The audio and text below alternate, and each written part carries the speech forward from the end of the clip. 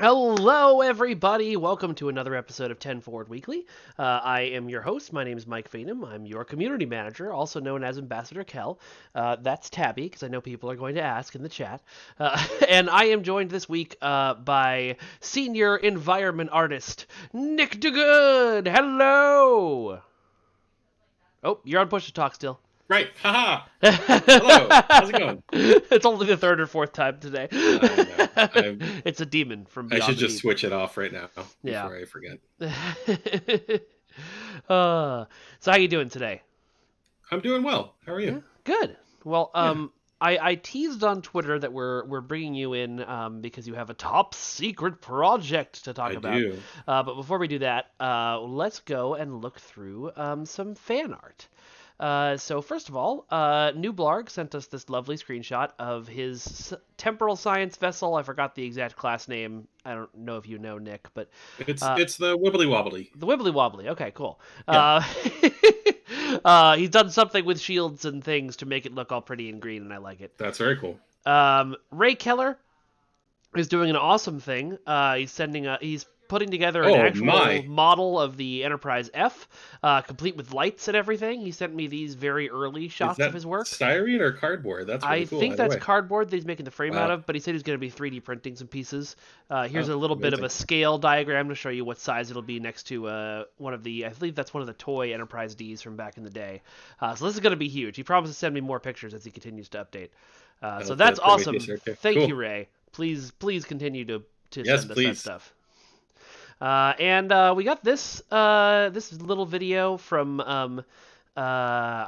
shoot, I forgot. From RTK, which was their opening credits to one of their Star Trek Adventures series. Now you're saying Nice. there's no sound, and that's correct because the original sound to this was apparently the Deep Space Nine theme, so they cut it out so we wouldn't get sued. Yeah, we don't want to get YMCA'd. Yeah, I love people using Star Trek Online for their Star Trek role playing games that they're Yeah, doing. I do too. It's great. You may have noticed some of that happening for the previously on videos for Blood of the Void, which are edited by Hmm. yours truly. Anyway, so that is that lovely video. All right, so Nick, today we That's are going to me. be talking about environment kits. Hmm. Could you describe me? Could you describe me? Just describe me. Could you describe Well, you're to? a large human person. What do you You mean have large? I mean, as opposed to the little ones that Yeah, are all over the place that's true. that climb on things. You have a facial appendages Yes, and several of them. are a nice person. Oh, thank you. Yeah. Anyway, Cairo47 mentioned in chat they immensely enjoy Thomas's streams and more of that kind. We want to do that, and we're working on getting permission from more people to do that. One of the things that we're running into is that Thomas is using 3ds Max, which is a publicly available program, so he can stream his stuff, and as long as he's got approval to show off the ships that he's working on, it doesn't matter. But if someone, say, Nick, for example, wanted to stream something, but has to use Cryptic's internal tools, we have to get permission for that. So we're working on it. Anyway, Ray Keller is in Facebook answering questions about his giant ship. It's apparently the prototype that we saw, which was made from cardstock to ensure that the measurements were correct before doing any work in styrene. So that's awesome. Anyway, environment kits. So what is an environment kit, Nick?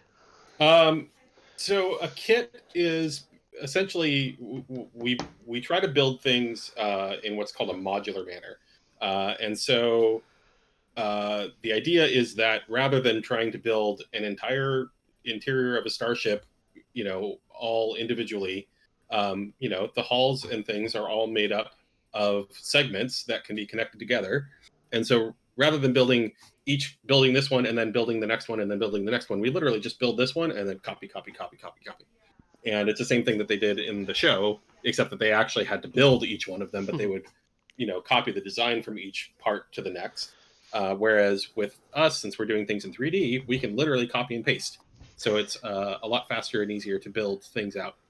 So we build modularly. So we build modules. We build sections of things that we can put together, um, you know, fairly quickly and easily and clone around in order to create larger maps without having to make every individual asset over and over again. And most recently, you designed the Klingon kit that we can be Mm-hmm. seen in the new Klingon missions as well as around Kronos, Yep. which was all of those cool little doors and walls and things of that nature.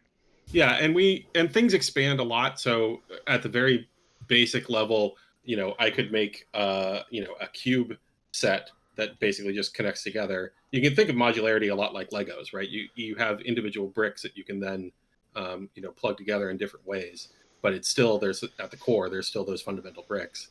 Um, but much like Legos, we can also expand that out and make all sorts of weird custom specific bricks that still interface with the originals, but expand how it looks and what it will look like. So with the Klingon kit, for instance, we built things in a more modular manner than we had previously. So a lot of our earlier kits in the game, we might build an entire wall section as one model, and then if we want variants, we have to take that in Max and modify it, and then export that as a separate thing. With the Klingon kit and what I'm doing with the kit that we will show you in a moment, um, they're a lot more modular. So rather than it being the entire wall, the wall is even broken up into modular sections within it. So we can swap out this panel for that panel, and we can take this piece off and we can put a different piece in. And this one now has a light in it.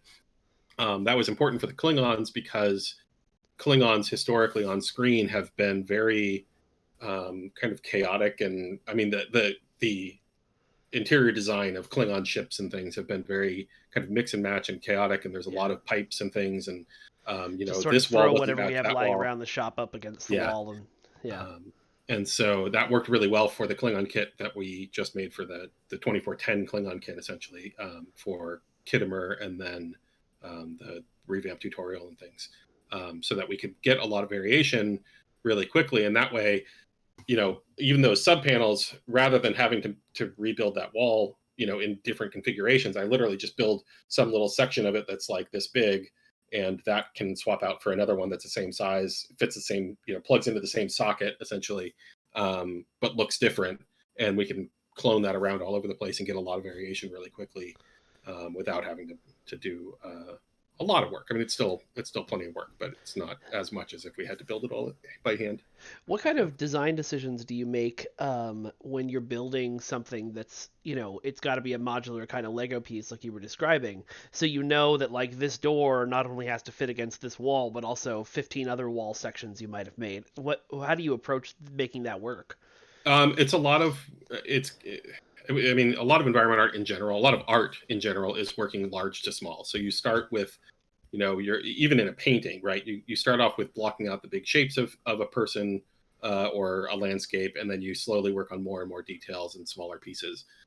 So that's very much the same way with this, where okay, so I know that I want my kit to snap together every 30 feet in this case, and in the Klingon case as well. We made a 30-foot kit, which meant that each kit piece, the total kit piece, will be 30 feet from each other. So I need to make a frame that everything is going to fit in that will be that. And then, okay, how can we carve that up? We have concept art sometimes.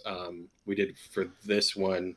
We didn't really have concept art. Well, no, I'm sorry. We did have concept art for the Klingon one as well from Hector.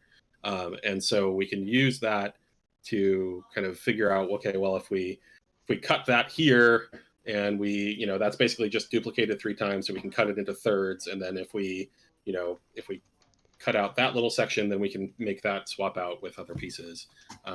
It's a lot of kind of slice and dice on concept and on the geo itself, Yeah. and sometimes and we'll get into it with this kit too. Sometimes we get to a certain point of modeling it, and oh well, this would be a lot more usable in the future, or a lot more variable in the future, if we if we went back and kind of redid something, because we didn't think of how to divide it at the time, and now that we're getting there, now it makes sense. And it's, if we're going to do it, we better do it now, because once we commit, then we can't really go backwards. But right now we're kind of in a stage where we have some wiggle room, and so even some of the pieces that you'll see today have been rebuilt 2 or 3 times in this process, just to make them more variable, or to serve more purposes, or even just to function better than they might have originally. And thankfully, this is credit to our production team, to my leads, to Andre. They've been giving us time to, I mean, with the Kittimer kit stuff especially, and this one now, giving us time to do those iterative processes to, to actually find all of those things in earlier on in the game. What you see earlier in the game, you shouldn't compare to now as like, oh, they just didn't know what they were doing or whatever. We were just under so much more time pressure at the time, Well, and also your to get all that tools and done. processes have changed and things like Yeah, that. So it's like, there's it's not just like, oh, they were idiots 11 years ago. It's like, right. you guys have everybody has learned so much, and Yeah. so many more things are possible now.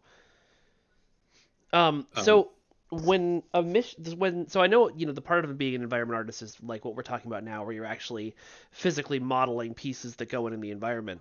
When one of the content designers is designing a mission, what's the process there for, like, you taking your kits that you've made or your pieces that you've made and putting them into the mission geo? How much of that do they design, and how much of that do you design? it's a little bit of a back and forth. Um, a lot of times, the content designers, will do a rough layout of, here's, or they'll do a paper map, or they'll, draw something up in Excel with the pitch of, here's, kind of what I was thinking. There's a lot of collaboration between environment and design, where we just sit down and talk, like, okay, well, what do you need? How many rooms? What size rooms do you need? What kind of areas do you need?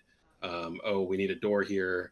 And then, in terms of doing the actual layout, that could be design, that could be us. Often it's environment. I think it really should be environment. Really, in some companies, I mean, we have environment artists on Stowe, and that's kind of it.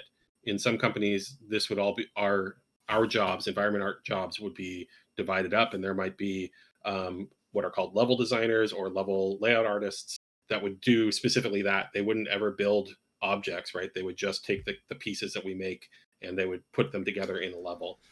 Or there might be a texture artist that only works on textures. We kind of do all of those things together. Um, and so, doing the layout is, like I said, that's largely environment, but it's a collaborative process between both of us. Um, and things change as we go. So we just had we're already starting to use the kit for stuff that I can't talk about. Hmm. And we had a play test today where, oh, well, this should be a door. Why isn't, this is right wide open, but it'd be better if it was a doorway for some particular reason. And so, it's part of the nice thing about being modular is that it's very easy to then swap out the part that doesn't have a door for having a door, Yeah. right?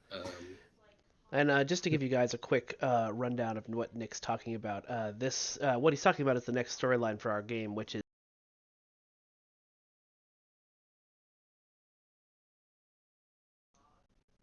Oh, sorry, were there Yeah, audio that's problems there? exactly, nope, nope, nope, that's exactly right. Yeah, yeah, You, okay. you just said everything that we're doing in the future. All right, let's stop teasing them and show off this top secret stuff you're working on, because I'm very excited. So Okay, let's go over this way. let me move my window. Ooh, I'll let you guys ah, take that in for a second. So I'm moving my window over, so I'm not going to be. I guess I still will be looking at you. yeah. Yeah. So this is our new Romulan kit. No, it's not. I'm sorry. This is Federation. We are making a new Federation interior kit, and for reasons we can't go into. But basically, we We need need some new some Fed new stuff, so we need new Fed stuff again. And it's been a while since we've made anything new Fed, and we've been using a lot of our old kits a lot, and they're showing their age. And the Discovery kits was great. Like Donnie and I did a lot of work on that, and it looks great, but it's very specifically Discovery, and we can't use it for modern Fed stuff. So this yeah. is 2410 Federation, and we're setting it, some new standards here. We're trying to take lessons that we've learned from our previous work, and making a new kit. Yeah. So what I love about this is that it's definitely the TNG Deep Space Nine Voyager aesthetic, but taken forward into a modern design space. So it's Yeah, it's it's doing that thing that I love that we do on this game, where it's paying forward it's paying tribute to the shows that the classic Star Trek shows that we love, but also bringing it forward into a modern era words. Um, yeah, and that's specifically what we've been trying to accomplish with this. What, like I said, the Discovery stuff is really cool, but it's very specifically Discovery. It's got that very kind of colder metallic feel. I mean, even with the warmer lighting they have, it's got that kind of more industrial feel that like Enterprise had, yeah. and even TOS to a degree. And we really wanted to look at, and we did. I mean, we a lot of us were in discussions of this and looking at, okay, this is 2410. This is after the Enterprise E. What does the interior of a future ship look like? And we wanted to make sure that it had that feeling that TNG and Voyager and even DS9 to a degree had of, this is a place that people have to live. It's not just a work zone. It's not just an industrial place, right? This is a place where people live their lives and they go about things. And so it has to be comfortable in at least some respect. And we wanted to make sure that this kit was usable not just for ships, but also for space stations potentially, or even ground bases. Something that felt like it would be functional for all of those spaces that we might need to fill at some point. Um, so yeah. So this is just hallways so far. We don't really have a whole lot more than hallways. We're showing you this in a pretty. It's not early whip, but it's like this is solidly in the middle of working on everything. So things are Which in a is little bit amazing that it looks this good rough when you're in the middle state. of work in progress. Well, these are not finished, but they're fairly well done. But like, there isn't a whole lot else to it. So this is like the room kit right now, which is definitely not done. Right, we have Yeah. some basic shapes here, but we don't even have lights. We don't have kind of we haven't figured out details for the walls and that kind of stuff. I'm sorry, we're in development, so we have these like black triangles in places that you'll see that Oh will yeah. get fixed eventually. This is just a graphical error that happens, and it's part of what we do when we're working is we're switching branches periodically so that we catch up with the more recent code that has been worked on, but that introduces new bugs, which then we branch off of that so that Mhm. we're no longer part of it, and then we can fix those bugs, and then that will eventually go out to you. So this is currently in a little bit of a buggy code state graphically, but that will get fixed by the time we send things out.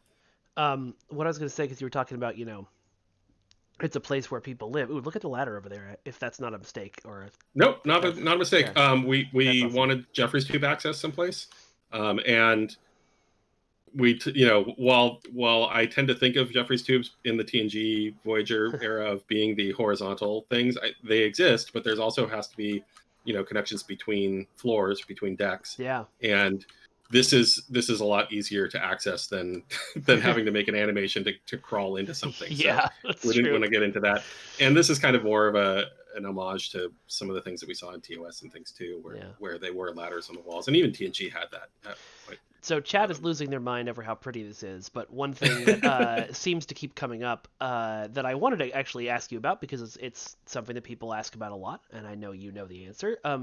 When we're making internal environments for Star Trek Online, they have to be a slightly larger size than you might see for like a movie set or a TV set. What's yep. the reasoning behind that? Um, I mean, essentially, it's that my camera. Look at this. I can zoom my camera. This is like my camera is now 40 feet behind my character. If if this were actual human size, here we're actually in the editor. I can go do this right now. We can Ha! make we Magic. can make a normal human size. Here, I'm just gonna just because we don't necessarily have permission to show off those tools, I'm just gonna Oh, hide it for a second while you shrink it, and then I'll. okay. I'm sorry. I didn't Oh no, no, realize that that's was the that's case. fine. Um, so let's just make a quick hallway that is roughly actual human size.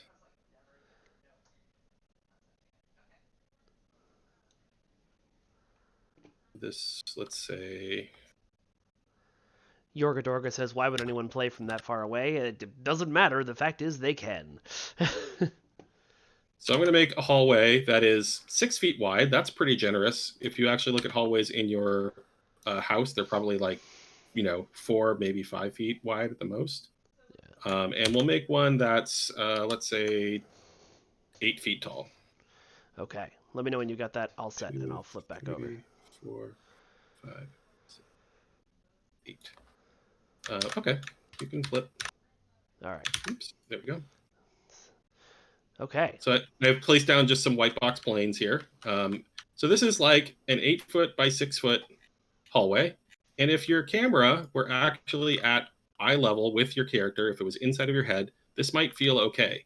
But if you are playing like most of our players with your camera, maybe not all the way back, but at least a ways back from your character, and you're trying to go through there, that's going to be very tight. That's going to be very hard to navigate.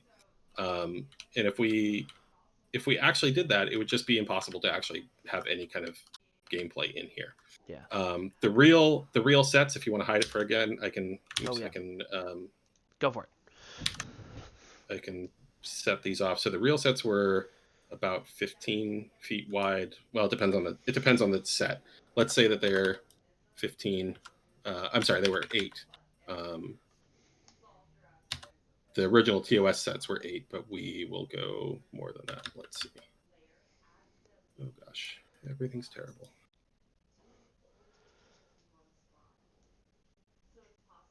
Nope, nope, nope. Oh gosh.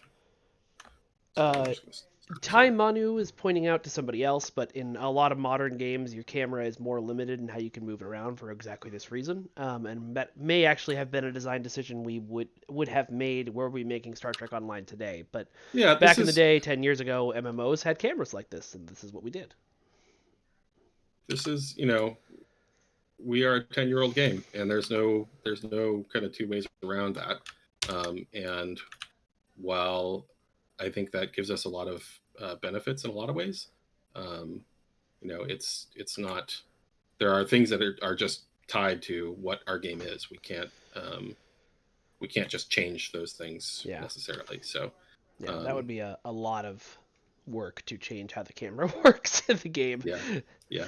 Um, there's a somebody had a question that I thought was interesting. So sometimes you see this in game, uh, where a white box texture accidentally makes it in, but they were saying that white boxes are always labeled white box 10 by 10 unless even if they're much larger than 10 by 10. What is the reason for that?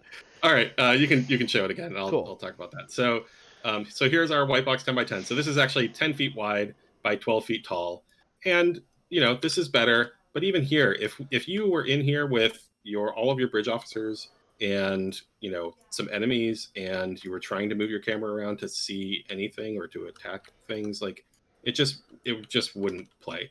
So the main reason that we have hallways the size that we do, or interiors the size that we do, is and it's varied a lot over the years, is because of the camera, because of gameplay, because even if people aren't playing all the way zoomed out, they are at least somewhat behind their character. Let's say that you're even 20 feet behind your character. That's still a lot different view than you Yeah. would have if you were actually in your eyeballs. So we make bigger interiors, and we have made some Oops. really large interiors, which we try not to do anymore, and we've made some smaller interiors. Um, The this Deep is Space Nine was about the smallest you can go, right? yeah, Deep Space Nine, and I'm sorry, I keep showing the editor. Oh, that's okay. And the TNG kit and the TOS kit were all kind of in that 15 foot. We made them 15 feet wide, and they're tight. They look good, and part of the reason that we did that is because they are canon. We wanted them to look like what they look like on screen. So we made them as kind of as tight as we could, as tight as we could get away with. And they function, but they're tight and they're hard to create gameplay in. The designers do not like working with those kits. Yeah.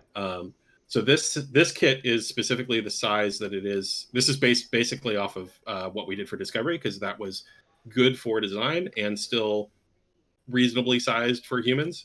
One of the nice things about designing our own is that, unlike Discovery, with Discovery we had to scale it up because the real ones were 12 feet wide or something, and so we had to scale it up to fit our design, and we had to modify things to, from how they would really look to what we could make them look like within that framework of the new thing. The nice thing about creating a brand new kit is we can make it look like it was always designed to be this size, right? It looks the way that it does, and it is the size that it is. And so it all feels, in my opinion, better Yeah. than even the kits that I think look really good in game, but have been scaled up. Yeah. Going back to the white box thing, I've already deleted it, but the white box texture, it's just a texture. And like any texture in the game, we can map it to whatever size we want to. And some people don't pay attention to that when they're putting white box assets in. And so they just throw um, some mapping on a model of whatever size it is. They're meant to be mapped at 10 feet by 10 feet. And if you're using we have a whole kit of white box pieces. And if you're using those, then you can, those are all mapped at the right size, but not everything necessarily is, especially if people are just creating their own things. I'd like to show the modularity of the pieces, but if we can't show the editor, I don't know how to do that. Um. Um, Yeah, I'm not sure. Unfortunately, I'm still waiting on permission for that particular yeah, thing. So that's okay. I know a way that we can do that. Let me see. Do I there's a have couple of stuff here? questions in chat that I wanted to answer real quick. People are Yeah. asking if we can get more camera freedom on PC and console. That's something that I'm pushing for right now. I think it's an easier change than it might be seen as, but I'm not sure. We'd want to, but I would want to. If we can't get us a full photo mode, I'd like for everybody to still have the ability to basically do what you can do in demo record, and Mhm. pan around your characters and take cool Yeah, shots. we have well, it's mapped to F2, so everybody calls it F2, but it's basically just free cam Yeah, where I can detach from my character and kind of go wherever I want, right. And we'd which is probably have really, to limit that if we gave it to players, so you can't just fly yeah, all over the map. But yeah. But one of the things that is nice about this is I've got all of the kit pieces over here. So oh yeah, this is going to blow out because of the blackness of space, but essentially this is the modular kit. So when we put down one of these pieces, it's literally all of these parts, um, stuck together, and so we can take one chunk of this and match it up to the next chunk. I can take this corner piece and rotate it so that it plugs onto this end. But even within this, there is a piece for the ceiling. There's a piece for this upper header. There's a piece for this kind of inset area. There's a piece for the railing. There's a piece for the door. So all of these things can be mix and matched as we see fit. So back over here, um, this wall panel that has all three of these bays is the same, or is largely the same as this. It is all the same parts, except that we removed this one over here on the left and replaced it with the alcove for the Jeffries tube. But like these two pieces are the same pieces that are all throughout the rest of this.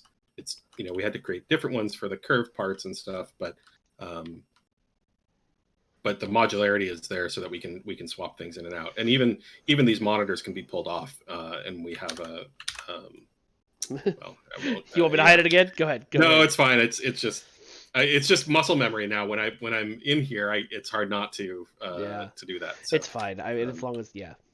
yeah, Um, yeah. So ooh, looks like you got a new engineering in progress over there. Probably we can't do show that have off some yet. engineering. Oh well, we can. I mean, I You don't can? think they give anything away. It's Yeah, just yeah. we're making Let's it go. engineering. Yeah, let's do it. So this is engineering in progress, and again, this is very whip, work in progress.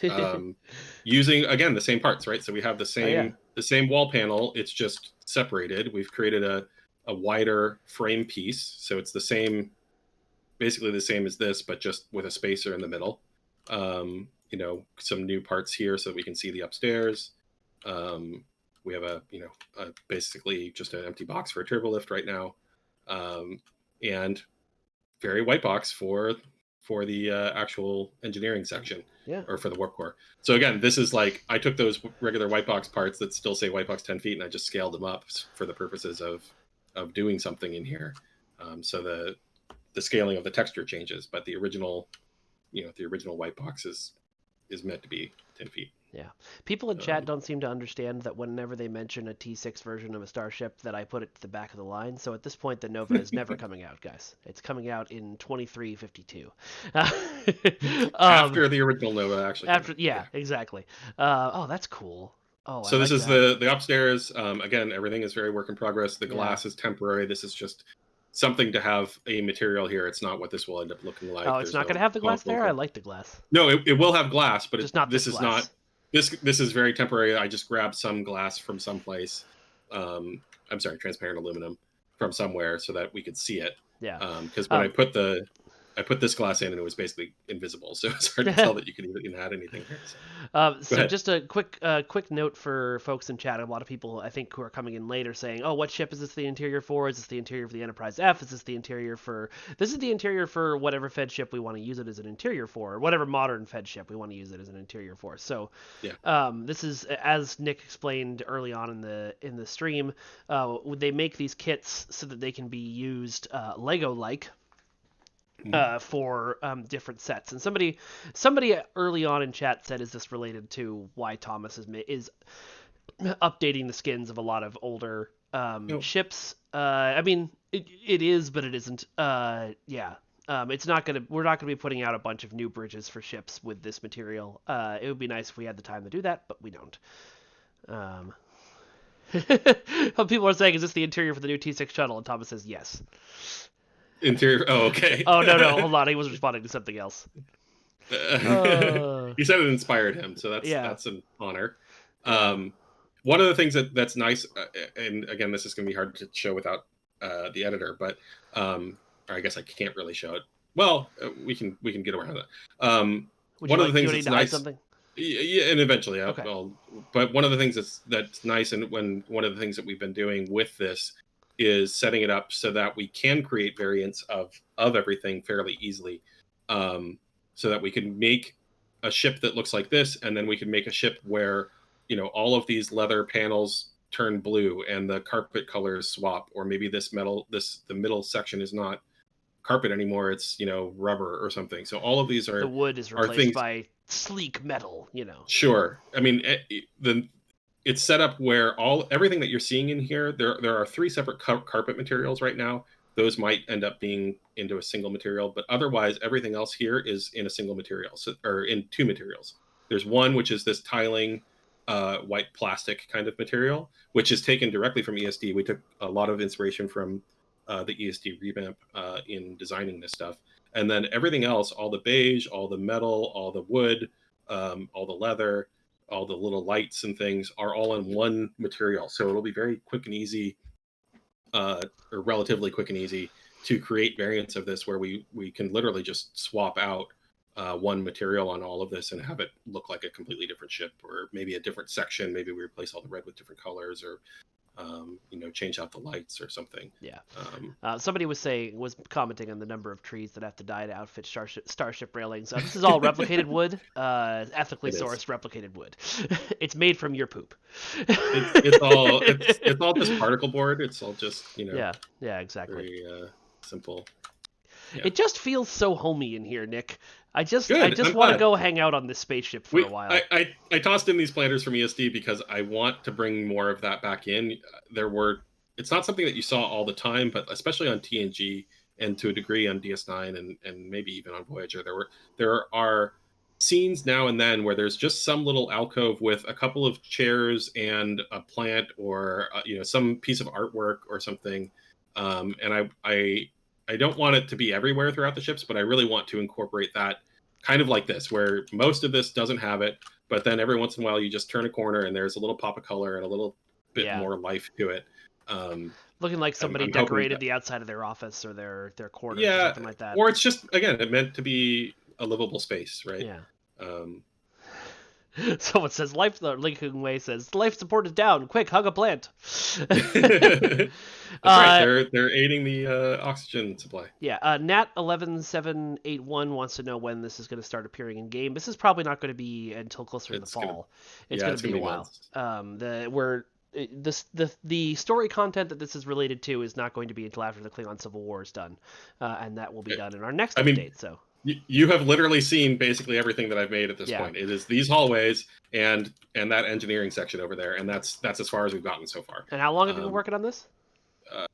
A month or two, Yeah. probably so far.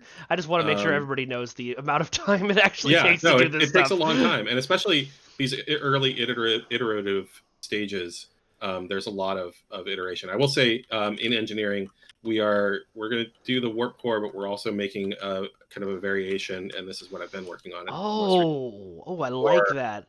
fusion reactors, since stations and ground places wouldn't use antimatter reactors because antimatter is expensive. Um, they would use fusion reactors, and so we're taking a cue from the fusion reactors that we never really saw, but we know were there for impulse engines and things, and making this fusion reactor room in here. It's a little too aquarium-y right now. The blue is lighting everything, so it feels like an aquarium, and it needs a bunch of signs on the wall to say, "Please don't lick the reactor." Yes, yeah, something like that. But the idea here is that this end of the room will be the same on both of them, or at least be using the same parts, and then it's really just this end that we have to swap out to make it warp or fusion. So we'll see how that goes. And I'm trying something a little different with the railings here. That's neat. And there's an upstairs too. Right now it's all one big circle, but we'll because of the aquarium-y nature of this, chat has exploded with asking where Cetacean Ops will be on this particular kit. Sorry, you broke up a little bit. Oh, sorry. Because you said aquarium, chat blew up with asking where Cetacean Ops will be on this particular ship. Once again, before Nick explains Cetacean Ops and all the design work that he's putting into Cetacean Ops, once again, what you're looking at right now, folks, is not a starship interior. What you are looking at is Nick creating kits so that we can make many starship and star base interiors and showing off to you how they will look when they are put together in different configurations. But yeah, we could potentially, like, I would love to make a Cetacean Ops. It's not in the cards right now. It's not planned. But if we end up doing that, this could be a good format for that. Maybe we replace the reactor with work consoles for the bipedal people, and we make make the outside all windows for all the Cetaceans. We have the water volume for champions, so you know. That would be cool. I would love to do that. Okay, I like this. This is a good idea. What we need to do is we need to somehow convince Al that he needs to do a dolphin story. That's what we need to do. This is all super white box too, but we're including the blast doors because the ones that Jordy rolled under because they're important for something. We want to make sure that there were blast doors here. So they are just white right now. There's nothing to them, but the idea is that this one would come up from below and the one upstairs would come down from the top and protect the engineering offices, labs, I don't know, whatever you call this section from the blast of the fusion reactor or warp reactor. I hope we someday do a Lower Decks style, like, callback filled comedy episode, just so we can have things like the player rolling under the door like Jordy does. That would be cool. Yeah. So the little inset panels that look kind of like windows with the blinds half pulled down, those can be both windows or LCARs or kind of anything else that you're looking for, right? Yeah. So we saw earlier the well, I don't have them, but the LCARs kind of monitors here, the black screens. We don't have LCARs on them yet, but they're designed so that you can replace them, one way or the other. Something else we could show. I can't show the editor, but I could show. We've done some tests on like this would be kind of standard default bright lighting for things, but we also have a red alert code. So if you want to hide me for a moment, I can switch to red alert mode. Switch to red alert. Beard of Borg wanted to know how we made ship maps before this system. We had kits before this, right? This is just a slightly more modular kit. The kit is not, and the kit is just how we work. It's not that making a kit is anything new. It's more the specific extra modularity inside of this kit is more than we have done in the past. But there's no reason that we couldn't have done something similar to this in the past too. Augie, yeah, go eat a chocolate. My God, dude. Is his blood sugar low or something? 34. Jeez. Yeah. Go eat a Snickers. Take care of yourself. I am not that important. Yeah. My God, I've never quite gotten that low. I got a 40 once. As Lendor says, same process, more polish. Would you agree with that assessment? Yes, yeah, very much. And it's not just like polish implies things that you can kind of do at the end. This is not just polish, but it's more forethought too, because we have been given the time to really build this out rather than feeling rushed about it. We can take the time to plan things better, Yeah. better than we would have been able to do before. Yeah, And it's so a lot because of that modularity comes from that planning, right? It's not something that we can just kind of throw on at the end. That's yeah. Because got normally to be you'd be built in. working on environments for the next set of missions right now, the Hmm. ones that are coming out, early summer. But Yeah, because those are built with the Klingon kit, that's a little bit easier, and you can work on yeah. some of this stuff in advance, which is neat. And that's one of the reasons to build a kit in the first place is just Yeah. so that you can build maps more easily once the kit is complete. And it's a little bit troublesome to try and work on a kit while maps are being built out of it. But once you have the kit relatively complete, making new maps. So actually, I can talk about this in context with Boreth. We made the Boreth map while we were building the kit, and that was kind of a pain in the butt. But once the kit was mostly there and we went off to do Grethor went really fast because I didn't have to make the kit from scratch. We actually had the whole layout for the map for Grethor within a week.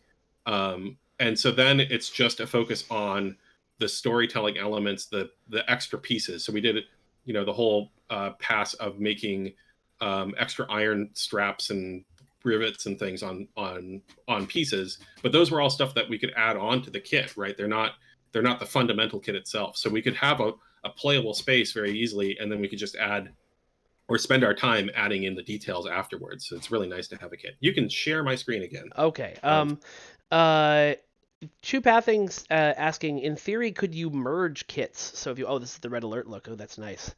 I really like that. It's still homey and cozy, but now there's a sense of danger. it's this is still work in progress too. It might Yeah. change. It's a little dark. I wanted it to be a little dark, but it still needs to be navigable. It might still be too dark, but we'll see what design has to say. But I liked the underlighting of it. We turned off the top lights. We turned on all the LED strips, the red alert strips everywhere, and then used the floor lights, the baseboard lights as the kind of primary motivators for lighting.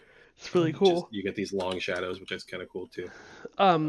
There was a question that I Shoe Pathing saw. said something. Yes, Two Pathing wanted to know if you could take two. If say we wanted to do something like a Sphere of Influence mission where you're going from place to place, could you combine two kits and have a hallway that's half Fed and half Klingon?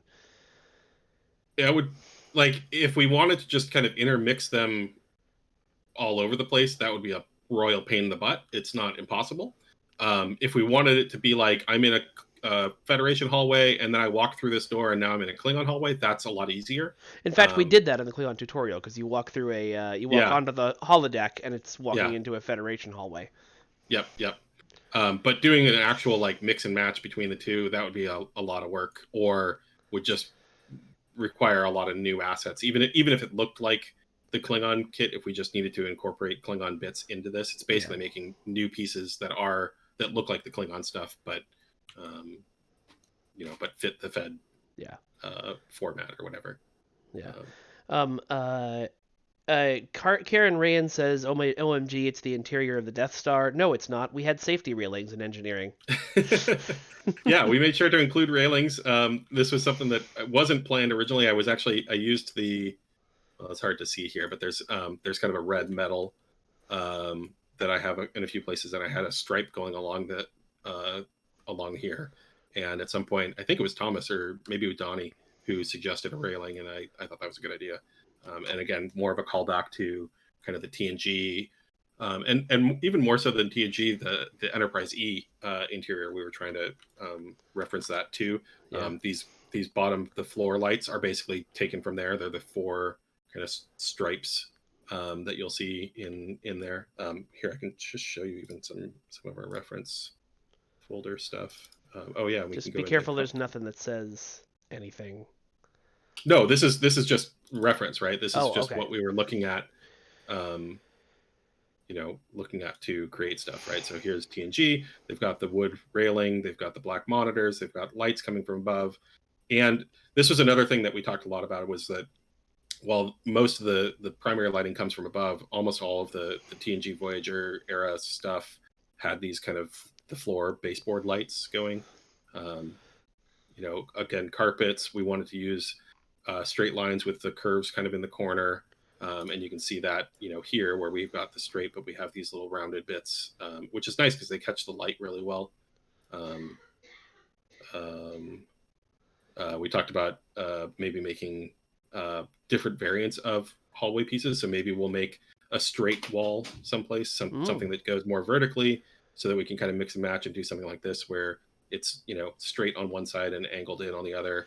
Did they We could do. use the? No, never mind. They look completely different. They looked Hmm? similar enough. I was gonna ask if they used the uh, motion picture hallways to make the TNG sets or vice versa, but It was motion picture to TNG, so this yeah, is motion picture, and you can see. I mean, these are the TNG pieces essentially. They yeah. made more of them. They changed some formatting on it a little bit, but it's the same pieces. You can see Oh this yeah. piece here is that piece there. Oh Essentially, yeah. they just added the floor light, and then they used these as the shorter hallways that you'll see in TNG as well.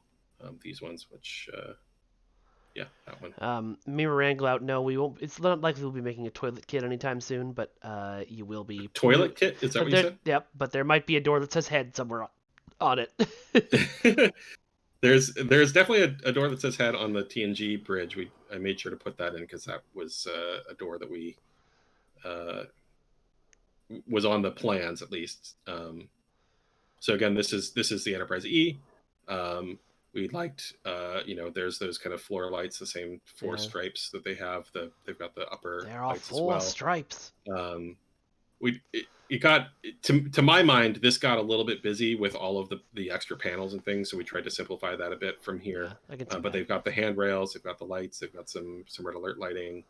um, Again, we're just trying to take from kind of from everything Yeah. in these eras. Oops. Even ESD. So again, I think it was Donnie or Thomas that was suggesting that we use kind of the ESD aesthetic for the basis. So the initial materials that we started with, all came from here. We just plopped them onto some pieces to see how it looked, and then kind of tweaked them from there. It's really So funny. we, In my brain, the interior of ESD is blue. I did not oh remember yeah, that it was beige until you showed us this picture. yeah. No, it's mostly white and gray. There Yeah. is there is the big blue wall. There is some blue in the floor. There's a lot of blue lighting places. There's blue carpet, but mostly it's white and gray. And so we're using the same kind of color of. In fact, I think I'm still using the floors, the carpets, Yeah. but using the white with the red trim, some gray bits in places, some metals. Yeah. It's neat. It's Um, really clean. Oh god, I want to hang out in there in real life.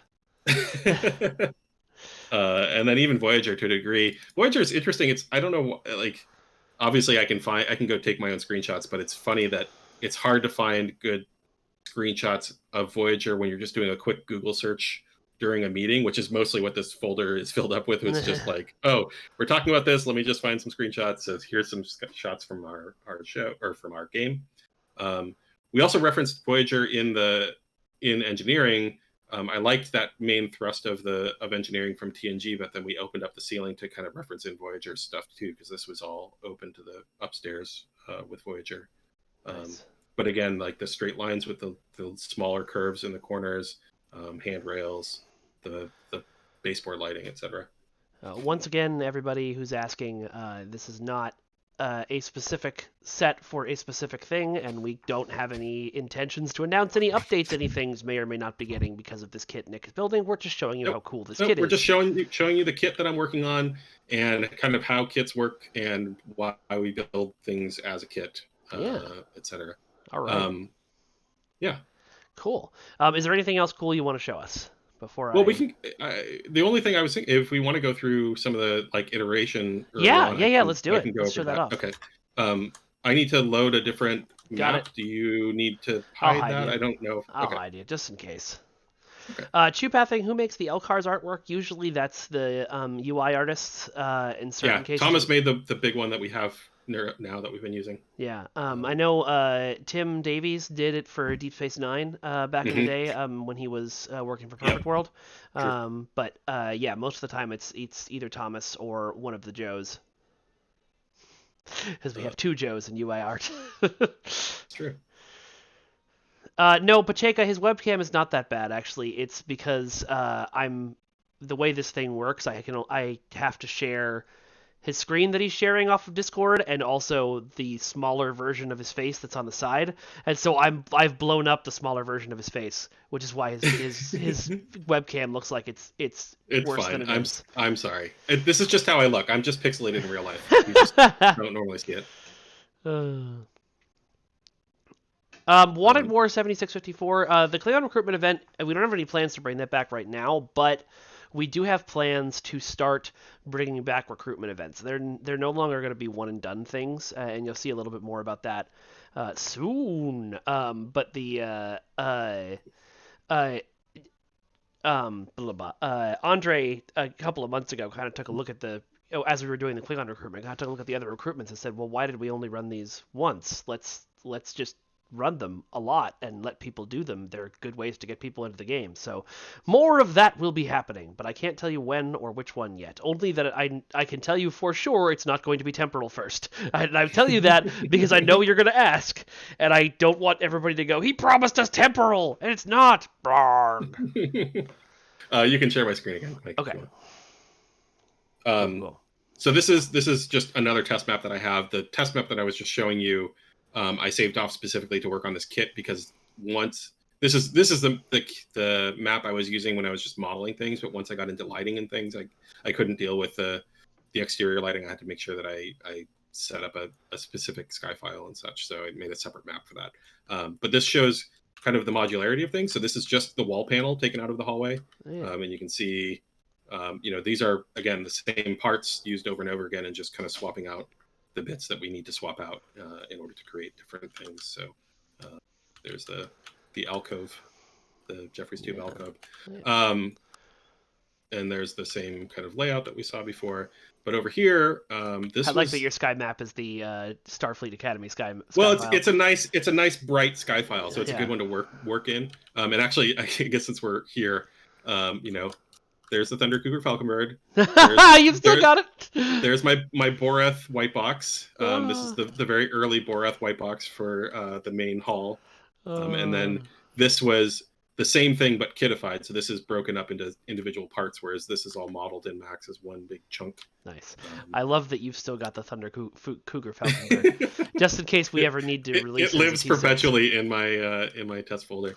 So these were the initial white box tests. So you'll have to hide between... Hiding you briefly. Let me know. Behind...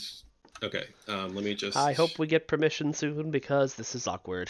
Yeah, I know. I'm sorry. No, it's not your fault. So I guess we won't go through all of these, but I'll just show you a couple of the iterations that we went through. So you can share again. This is... essentially this started off with just, okay, what is the shape of the hallway? And me and Thomas and Scott and Bill and Donnie and Hector and I don't know who else was all involved in kind of talking about this, but Hector kind of drew up some very simple shapes, which I can show you here. So he had a couple of very quick kind of iterations on hallway shapes to try.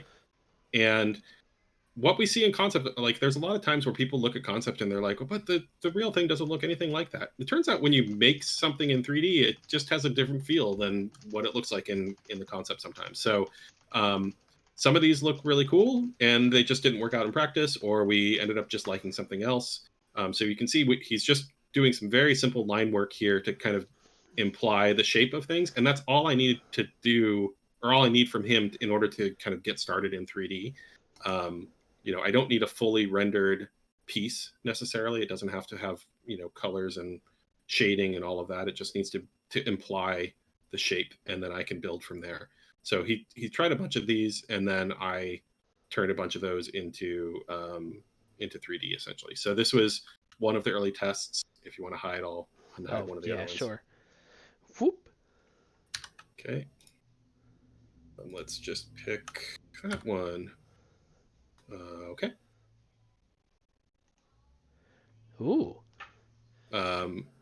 Actually, hide again, and You should What I resurrect this shape if we ever decide to do a Kittimer interior or a Alliance interior, because this is Oh yeah. very like Klingon. This looks like a Klingon Romula Federation shape to me. Uh-huh. Yeah, like one of the cool things about concept art and old and like doing white boxes and stuff is that you find things like that that you can resurrect for later work. Am I hidden again? Yeah. Okay. What I'm going to do actually is just string these out so that we don't have to hide, and I can just kind of. It's not as nice because um, it's not the same view over and over again, but we can at least see them Yeah. all kind of side by side then. Vassier, we're working on that. Yes. Don't know when, but it is on the list. I love when people get so excited that they just typo the heck out of their words. Like this says, I love that for Kittimerolomics. I love that for Kittimer when. Yeah. Yeah, yeah. Um, I keep in mind, please, that I am not promising anything. I just think that would be a so, cool shape for that interior. oh gosh. Let's do this. And then I'll just go through the major ones. We did a lot of um, kind of sub variants of things as well. So we would make one, okay, then we'll try just kind of angling the wall a little differently, or we'll try adding a little, footer kind of thing. And so I won't go through all of those. We'll just go through the kind of the main variants, of which there are 6 or 7 here, I think.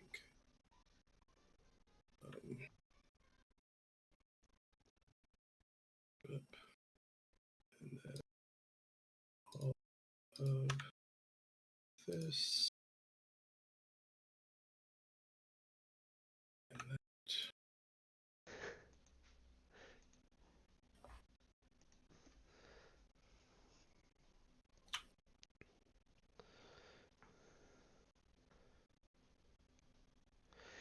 Matthew, we're aware of the issues on console with Cloak not working, and we're looking into it. Bill Preston wants to know where the cat went. I can not show you where that cat went, but these two are right here. Okay, you can share again. Okay. Um, And not that I can't show you because it's like hidden. I just don't know where he went. He went somewhere in the house. All cats. right.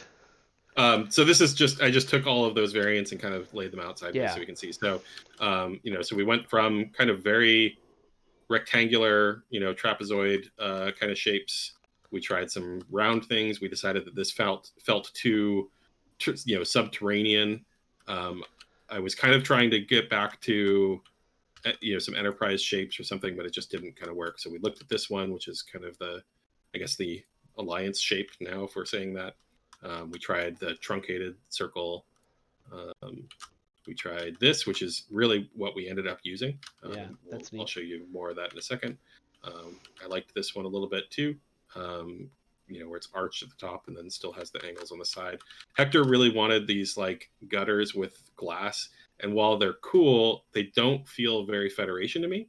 I tend to think of Federation as being very kind of flat. We struggled a lot with, not struggled. A lot of this kind of iterative process is what feels most Trek or most Yeah. correct for Trek.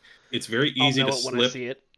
Yeah, and it's very easy to slip down kind of the rabbit hole of all other sci-fi. There's a lot of other sci-fi out there that has some really cool hallways, and they look great and they're very greebled and they have lots of detail, but they don't feel like Star Trek, right? Yeah. You need to make sure that it feels like Star Trek before anything else. So these gutters were one of those things where it was like, that's a cool idea, but it doesn't really feel, at least it doesn't feel Federation Star Trek. Maybe we would use this someplace else.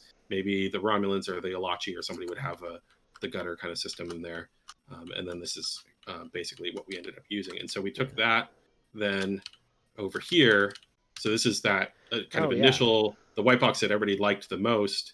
And then me just slapping some materials from ESD on it to get a general feel for what this could look like. So we just have the black glass everywhere. We've got some panels here. You can see the red stripe that I was talking about originally.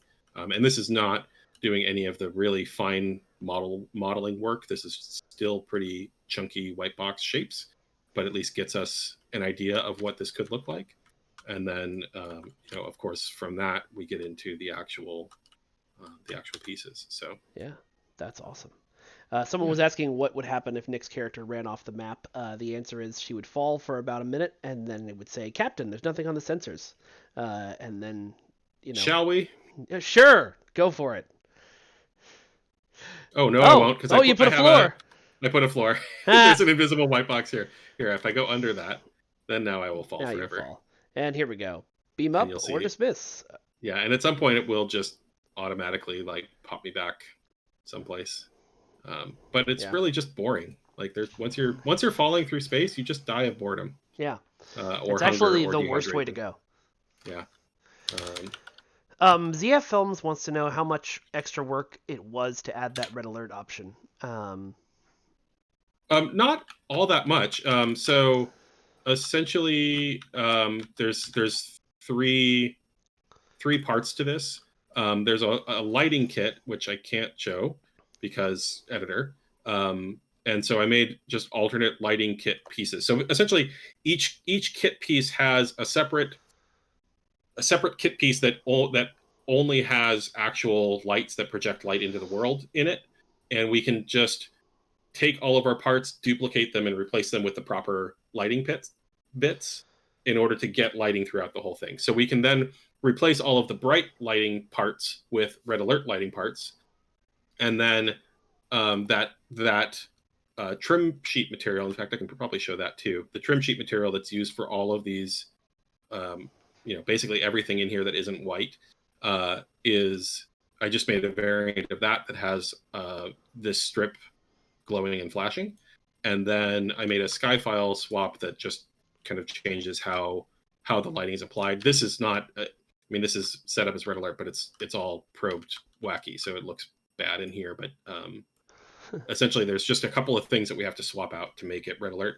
Unfortunately, they're not things that we can really swap on the fly because of the way our lighting 2.0 works. Um, but uh, but we can at least apply it in places that we have red alert where we want it to be. Let me hide me for a second, Yeah, okay. and I'm gonna go find the texture so that you guys can see what the trim sheet looks like. We can talk about trim sheets too. Are there any plans to add the ability to go to red alert on player ship bridges? Probably not anytime soon. not Yeah, not that I know of. Doing red alert as a what I'm saying is a hot swap where it like literally goes from brightly lit to red alert while you're standing there is really difficult because the lighting changes. Um, if if there were no lighting changes, if it was literally just some strips on your bridge that swapped, then that might be something we could do. But that's also really underwhelming, right? That doesn't feel right. You want the whole awooga sound and yeah, all of that. And so to make that feel right is not something we can kind of do live. It has to be in a cutscene, or it has to be in a when you swap from one level to another or something like that. yeah. Um, Just harder to do in our engine. you can come back to No, me Alan, I again. totally understood your question. Nick just elaborated on it. Oh, did I go too No, far? Or? no. You did perfect. He Oh, just okay. he thought I misunderstood his question about being able to flip to red alert on player bridges. Mm. So there's the Okay. material. So this is the trim sheet. So this is everything. All of these bits that you see everywhere are being called on this one texture sheet, essentially. So this is the diffuse. This is the illumination. This is the normal map.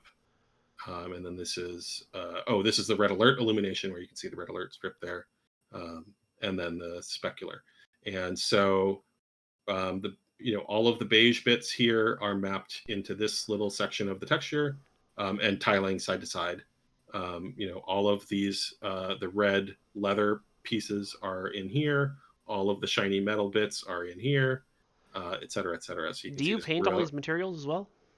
Um, uh, well, yes, but I'm not painting them. These are at this point in there was a time where these would have all been painted in Photoshop.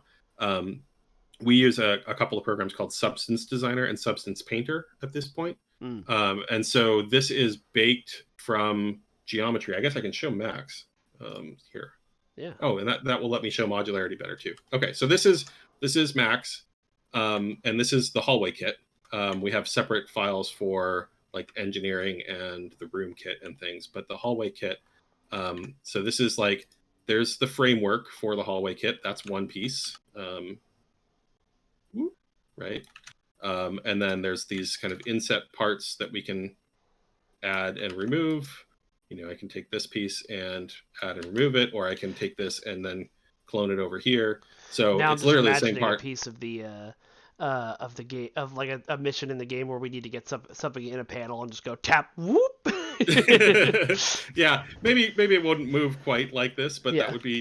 that would be cool to have something where a panel opens or something like that.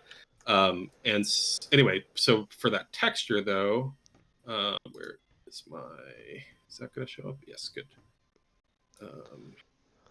So for that texture is baked from high poly geometry. So I modeled all of the parts for that so that we can bake out the normal map and things. And we take this geometry, actually not this geometry, we take this geometry, which is all color coded, so that all of the yellow parts are metal, all of the orange parts are the leather, the red part is a beige, et cetera, et cetera. So we can take this into Substance Painter. We take it and we take a low poly, which is basically just the flat version of it. So here's the low poly, which is nothing, right? We're not actually adding geometry. You could also bake onto a low poly version of things, but we're not doing that here. So we take these two models into Substance, we bake them together, and that is what outputs all of these textures. I set up in Substance Painter, I set up, okay, well, I want this section to look like metal. I want this section to look like, painted metal or whatever. And that's what the colors are for. The colors are allowing me then in Substance to delineate what goes where. And so, yeah, so that's how this is made. Rather than painting anymore, we bake it through Substance. That's neat. I still did some Photoshop work. So for instance, the lights, I didn't bother doing in Substance. I set these all up in Photoshop, just because it was kind of quicker and easier. But we can do both. So yeah, Cool. Awesome. Well, this has been a super deep dive, and I really appreciate all the time you've taken to show us stuff, Nick. yeah, you It's bet. really, really cool. It's fun to be able to show it because we don't normally haven't Yeah. done this before. Yeah, So I want to it's try and cool get to be more able to and do it. more of like showing off what you guys do because I think it's really I think it's really fascinating and basically sorcery, and B, you guys should get more credit for the amazing things you do. So, and Thank I you. think showing how the sausage made helps with that. Yeah. Um, so, I'm going to say thank you very much, Nick. But I saw a bunch of questions that were running across the stream that had nothing to do with environment art. I'm gonna do a quick AMA. Nick, you're welcome to hang out if you want, I'll or hang if out. you want to. Yeah, sure. Okay, cool. But while I am doing this, I am also going to look for someone to raid. Hit me up with your questions. Just keep in mind if it's a question about like when are we getting this upcoming thing that you want. Just keep in mind that I won't be able to answer that. I won't be able to tell you whether it's coming. I won't be able to tell you if it's coming. Yeah, etc. etc. etc. Let's see. Um, Zeph wants to know. Oh God, they're coming in fast. For the interior, how do you decide what colors you want to use? Was there any thought to make the red match the cyan teal color in the Type 7 hull for 2410 ships?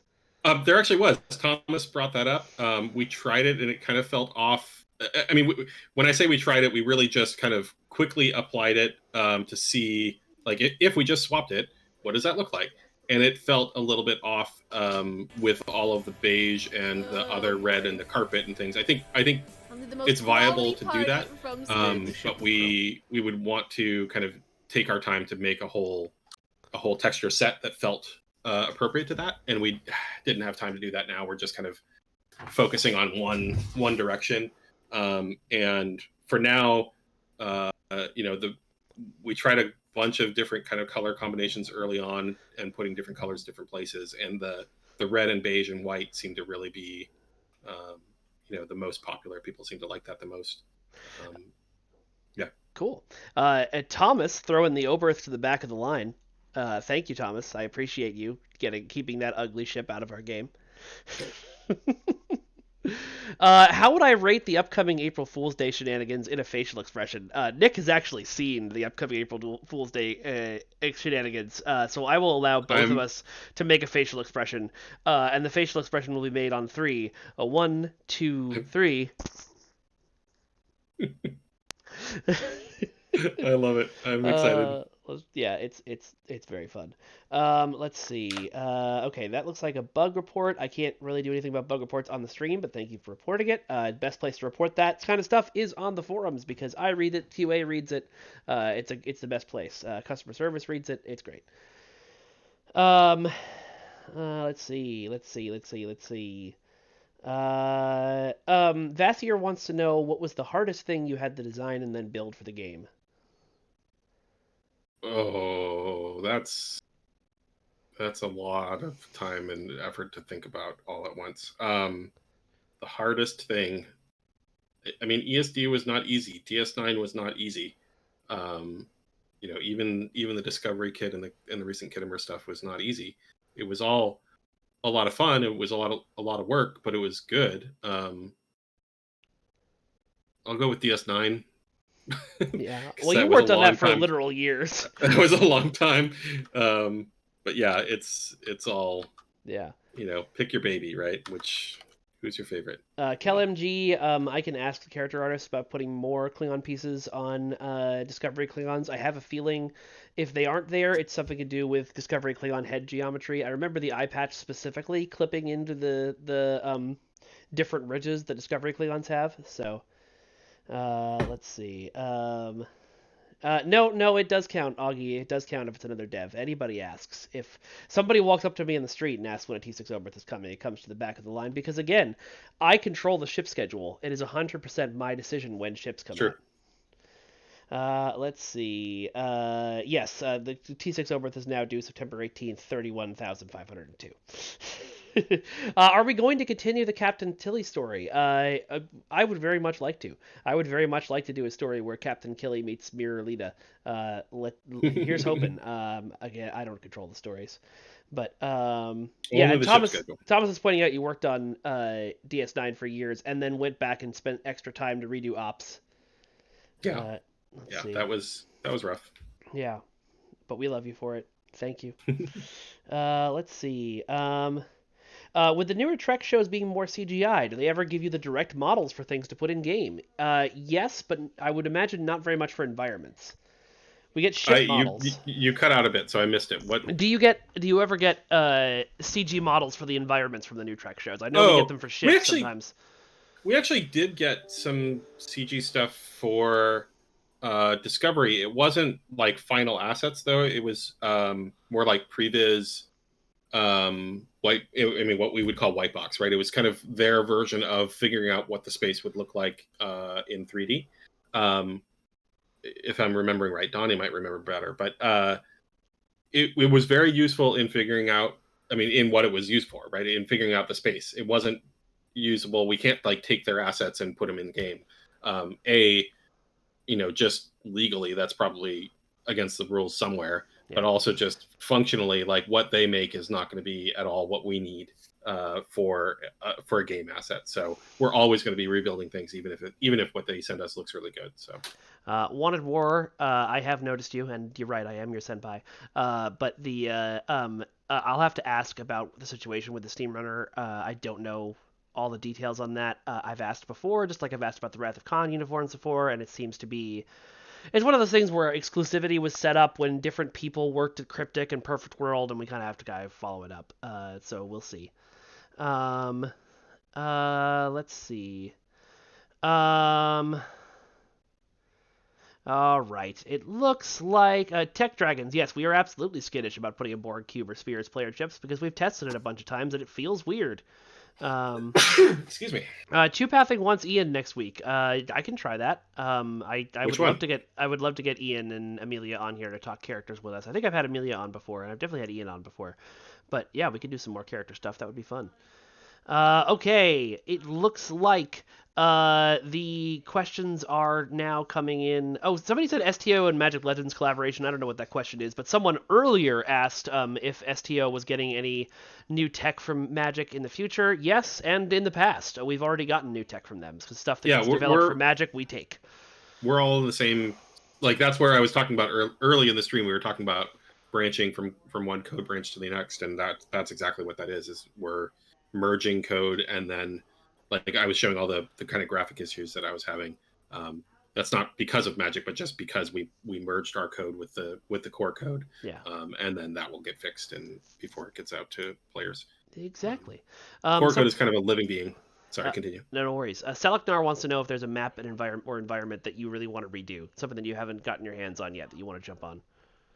I mean, there's probably a lot. The one that comes to mind, Andoria. I'd love to do a like Founding Federation Worlds pass. You know, make a Tellar Prime, redo Andoria into something, you know, usable today. You know, maybe not Earth, maybe not Vulcan, but at least those two would be fun. Yeah. All right. Well, folks, we're running up on the time I wanted to spend on this, so I will say again, Nick, thank you very much for joining us. It has been fascinating having you. Oh wait, hold on.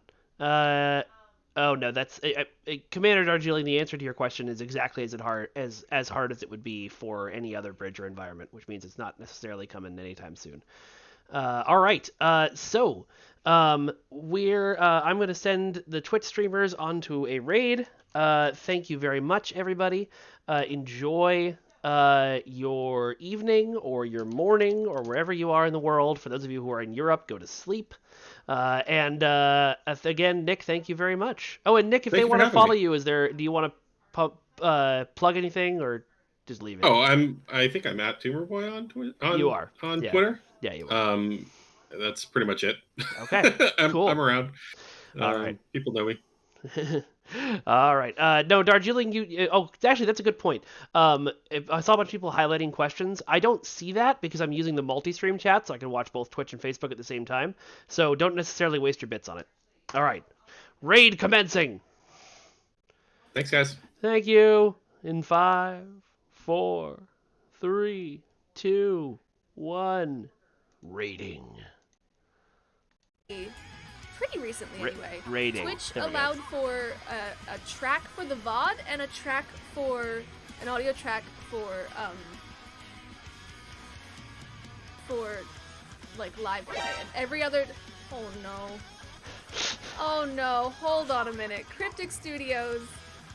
Y'all really just hit me. Yo, Augie, thank you so much for that raid. Give me a second, guys. Give me a second. Give me a second. Holy shit. Cryptic Studios, the fucking makers of this. Are you kidding me? Let's make some noise. What do you say? What do you say we make some noise? These follows too. What? Are you watching? Fleet Admiral, I saw Augie. This is fabulous. Are you fucking kidding me? This is great. This is fabulous. Oh my god. Do you do this every week? You should do this every week. I do this every week. Hi. Now, okay. Augie turned me onto it and I loved it. 2 seconds. Yeah, good. It's a mother-loving raid. I gotta play the raid alert. I gotta play the good raid alert. Guys. All right, give me. I love when they react like this. Thank you so much for I've had a couple people who are just like, "Oh, cool." What was raid. The stream? What was the stream all about? Holy heck! There it is. That's what we're trying to see. Cryptic Studios is trying to start a riot, and you know how many people you need for a riot? Approximately 169. Nice. Awesome STO stuff. Welcome everyone from Cryptic Studios stream. My name is Ellie Pace. I'm Twitch's only themed month streamer, and you are here on probably the one of 2 nights this month that I'm playing Star Trek Online in MMO March. Welcome everyone. Anyway, Nick, thank you so much. It's so good. Start a riot. It's so that was good. a good interview. I appreciated it. Let me read all these and hopefully we'll get approval for you to start doing this on your own soon. Or even just be approval to be able to show the editor in the weekly. That would be nice. Cryptic Studios, Augie's here. Hi, Augie. Long time no see. Q Thulu, your name is amazing. Later, man. Violet, welcome. Yorga Dorga, your name is great. Shields up. Red alert. So cool. Mr. Elf, good to see you. Vassier, thank you for the follow. Kel M, it's a big raid. Big heckin' raid. Too Many Daves, hi Too Many Daves, good to see you. How you doing? What's new? What's pop? Curious Puppy, I like your name. What the heck? Sci-Fi Metal Girl, hi and welcome. Oh my god, so we've got Thomas Marone, Fleet Admiral, I said it right, Salaknar, hell yeah. Waddies25, thank you for the follow. Kerensky, it's a raid indeed. Theron, thank you so much for that follow as well. Tumerboy, Grumpy Owl, Beowulf, hey, 13 Wolf. Thank you so much for being here. Holy shit, Captain Aethercat with that follow as well. Welcome everyone. Oh my god, there's so many names here to read. I'm not gonna be able to read them all. Hello, how is Star Trek Online going? We're doing okay. We're doing okay. She's thanking everyone. Almost everyone. Cash register, hello, good to see you. Listen, if there's one thing that we appreciate here is the time she tried to thank the raid. She tried to tank the raid. Are you guys the kind of people that when you say tanks, people send you like a gif of tanks back and you're just like, no, I'm just trying to be cute and thank you. Please, let me just thank you. Cryptic Studios, thank you again for that crazy, thank you for that crazy raid. You guys are incredible. C-Tech, thank you for the follow. Oh my goodness. Cyrocker, thank you for, it's Log. That's a great name. Oh my god, do you guys remember Log? Do not believe her lies. Don't believe any of my lies. I'm the worst. I'm the worst. Thank you Log, thank you for the follow. Wanted More, thank you for the follow. Oh my goodness, the stream was all about the new Federation designs. Ooh, Cairo. I kind of wish I caught it now. So I'm not a regular STO player. Like I said, Benjamin, thank you for that follow as well. Like I said, I'm Twitch's only themed month streamer. So this month we're doing MMOs. We played through some Final Fantasy XIV, which I really got hooked on. We did some Aeon, the VOD will be available. Heck yeah, we did some Aeon, which is a game that I started in 2009 with a beta account. How many people here remember Aeon? How many people here played Aeon? I know you know of it. I know you know someone who got like super hooked on it. Vela, thanks for being here. If you have any questions about how I do the track sorting, hit me up in Discord. That's the best place.